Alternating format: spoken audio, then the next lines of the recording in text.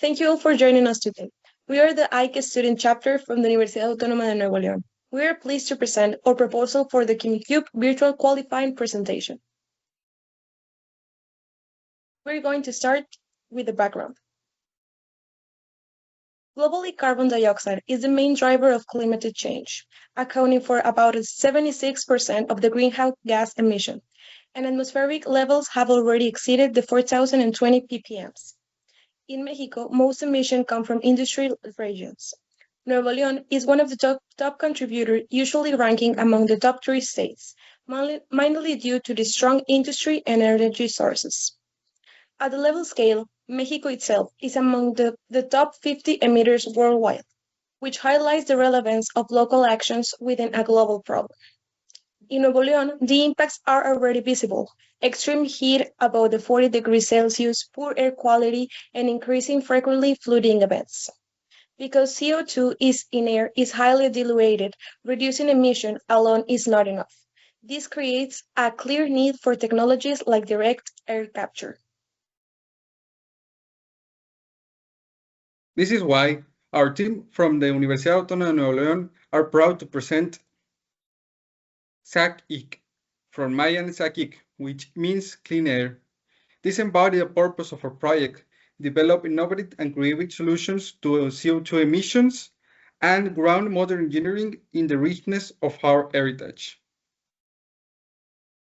Our project consists in a CO2 capture system based on an absorption column, with the key innovation in the structure package, using TPMS geometry for the absorbent.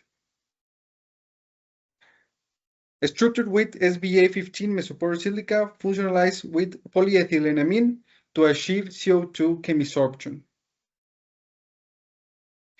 Implementing additive manufacture through 3D printed for the TPMS monoliths.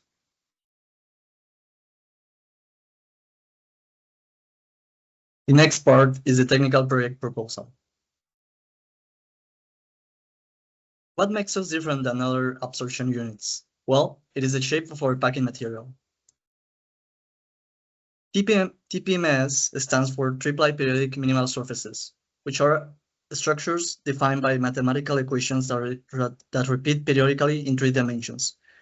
Minimal surfaces refers to being surfaces that minimize the total surface area within a defined boundary. A physical visualization of such surfaces can be made by dipping a shaped wireframe into a sub-solution. This forms a film that traces a minimal surface along the wire boundary. The triplet periodic part means that the pattern repeats in the X, Y, and Z axis. The parameters taken into consideration when building these structures and the monoliths are the following: the wall thickness of the unit. A big wall thickness increases the mechanical strength of the structure, while resulting in more material being spent. This leads to a higher porosity and density, and also leads to a higher drop in pressure. While for a smaller thickness, the results are the opposite. Also important to take in consideration is the unit cell size. A large size of the unit cell that makes up the repeating structure creates a monolith with low density, thus spending less material and lowering the pressure drop. However, it diminishes the mechanical strength of the monolith and the total surface area. Also, very important to take in consideration is what geometry of TPMS you are going to use. There exist many geometries that have been developed, each with different set of characteristics that makes them better in different ways. Like, for example, being more mechanically resistant, having a greater surface area, having better mass and energy transfer, or having lower pressure drops than the other geometries. TPMS monoliths improve upon the more common structure packing in different ways. The geometric properties of TPMS are the large amount of surface area in relation to the small volume space that they occupy, enabling more of the material to come in contact with the air and capturing the CO2. They have also great aerodynamic properties that consists in having interconnected channels that enhance mixing and transport of fluids, making secondary flows in radial directions that break boundary layers and improve fluid mixing and mass transfer. And also, due to the absence of short node points and junctions, mechanical properties are improved. A more uniform stress distribution is achieved, improving the structural durability and integrity of the monoliths. Due to all these properties, the TPMS monoliths have the following benefits. They minimize the energy that is consumed due to a lower pressure drop, about 10 times lower than the traditional structures. They can be implemented in the intensification of processes in confined volumes, allowing for a compact design of column and reactors. They also have a good structural integrity and low weight, allowing for the creation of mechanically robust and resistant monoliths, and the feasibility of custom manufacturing, in which internal architecture can be tailored exactly to the aerodynamic needs. Due to their intricate architecture, they were for a while difficult to produce, but now, thanks to additive manufacturing, it is much more easily able to produce.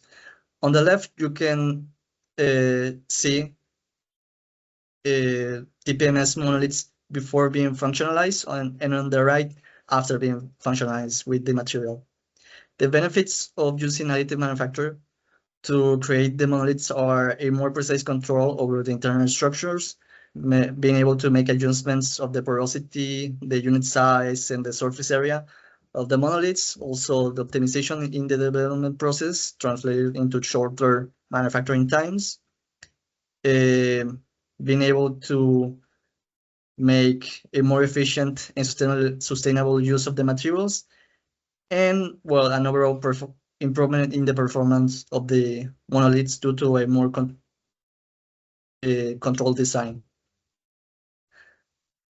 There exist some common packings that are used widely, which are random packing that consists in pellets or spheres of the material, and also widely used are structured packing with common geometries such as honeycombs. These have their disadvantages. For example, pellets have high pressure drops, have limited mass transfer, and low control over their internal structures. And then you can, monoliths are used to fix these disadvantages. With a fixed geometry, they have improved surface area, but they have less design flexibility. In this case, TPMS comes to solve these problems with a continuous interconnected geometry that maximize the surface area and make a more uniform flow. Despite many TPMS geometries developed throughout the years, not all of them are suitable to be made into monoliths. The three best options are gyro, diamond, and primitive that we intend to use in our packing.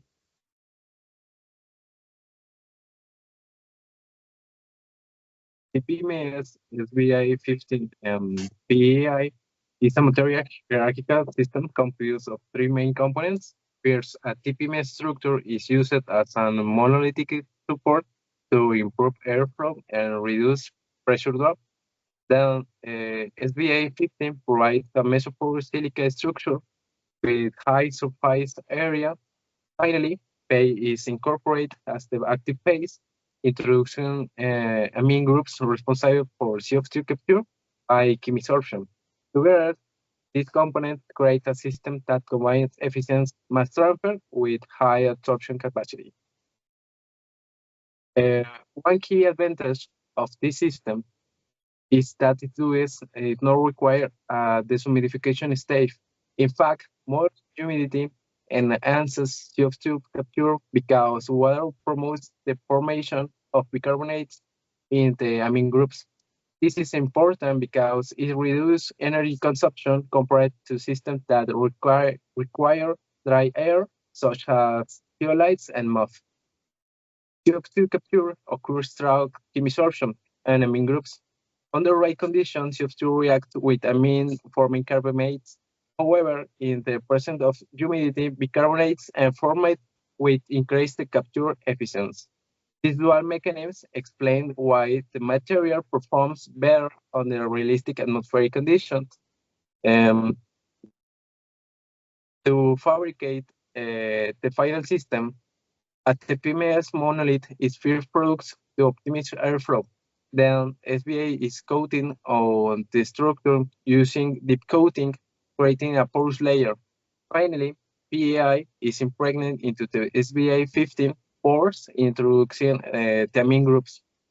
The results in hierarchical material where transfer, diffusion, and reaction are optimized at different scales.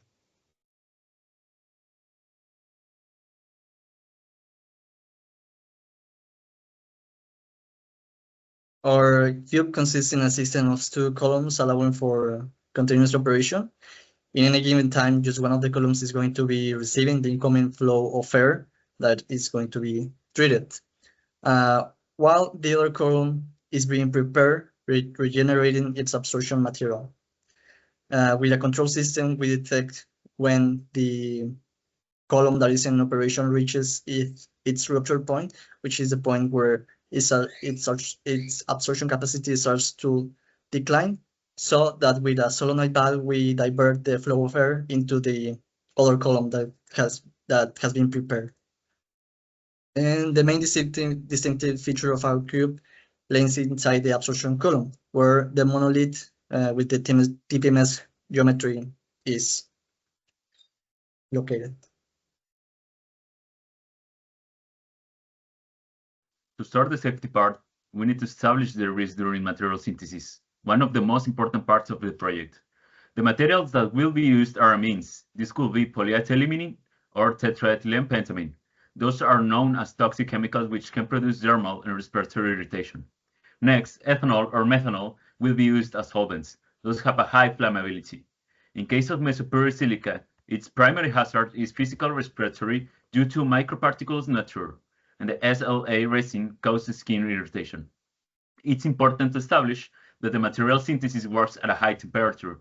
This case is 176 Fahrenheit, so there will be hot surface. The mitigation measures are the next ones. Fume hoods must be used, and advanced personal protective equipment will be needed, such as laboratory coat 100% flame-resistant cotton. In this case, the polyester is strictly prohibited. Protective glove 5A mil powder-free nitrile gloves, safety eyewear or high-impact polycarbonate size shield spectacles certified to ANSI standards. And finally, respiratory protection NIOSH certified N95 or P100 must be always worn.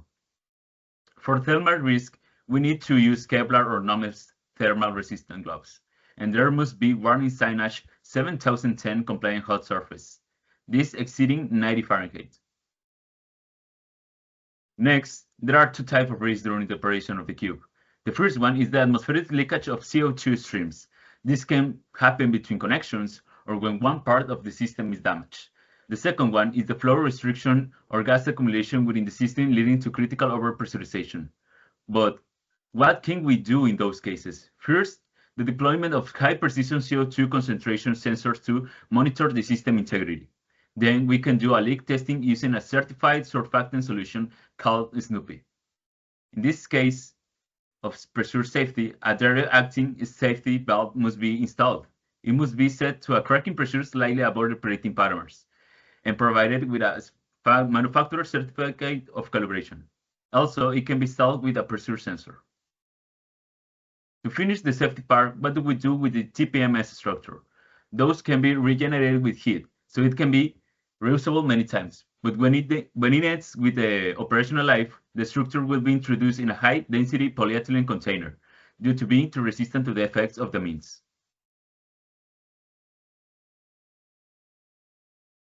Continue with our business proposal.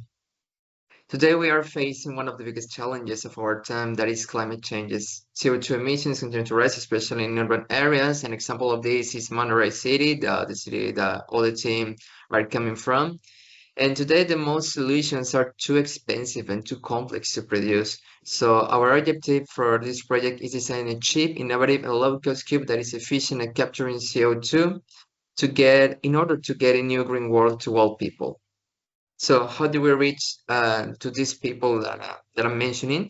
For business and strategy, it's that in terms of our customers, we focus on several key segments. These include governments looking to reduce urban emissions, schools and universities interested in sustainability education, and companies aiming to lower their carbon footprint. We also consider residential homeowners who want to contribute to a cleaner environment, as well as commercial spaces that can benefit from both environmental impact and green branding.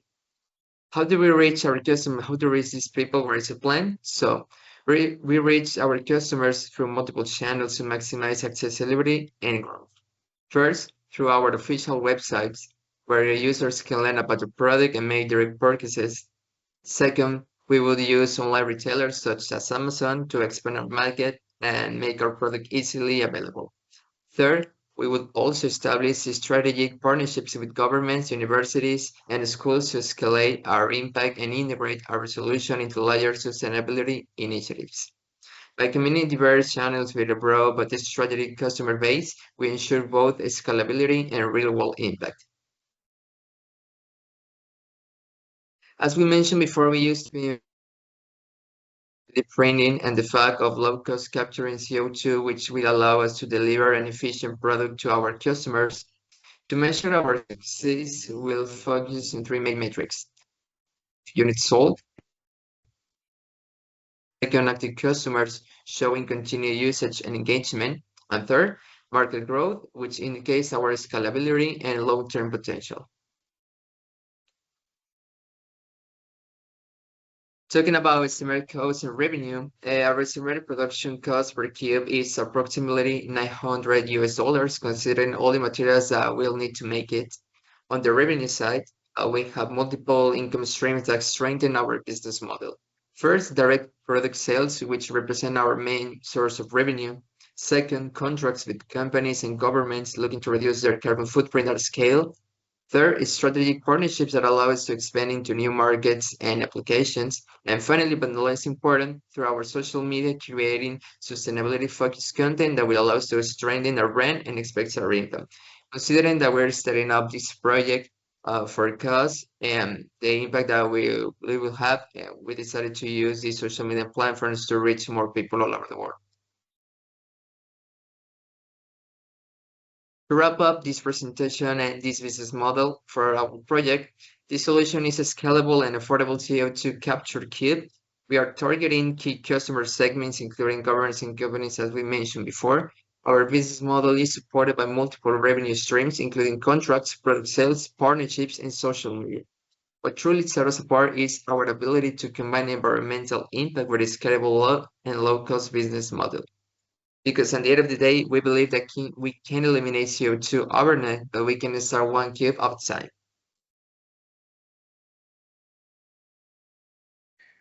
We want to thank Dr. Nancy Davila Guzman for her guidance and support and as our faculty advisor through this project. Me, Jesus Cruz, I am the ChemE Cube director, and I want to thank all the captains for their efforts and their hard work. Jose Mauricio, design captain, Angel Daniel, research captain, and Juan Mario, business captain. I also want to thank all the ChemE Cube team for their hard work and their involvement in all the project. And finally, we want to thank the Universidad Autónoma de Nuevo León and the Facultades Químicas and Facultad de Ingeniería Mecánica y Eléctrica for their support and their facilities. And finally, the student chapter of ICHEM. We always thank you and thank you for the attention.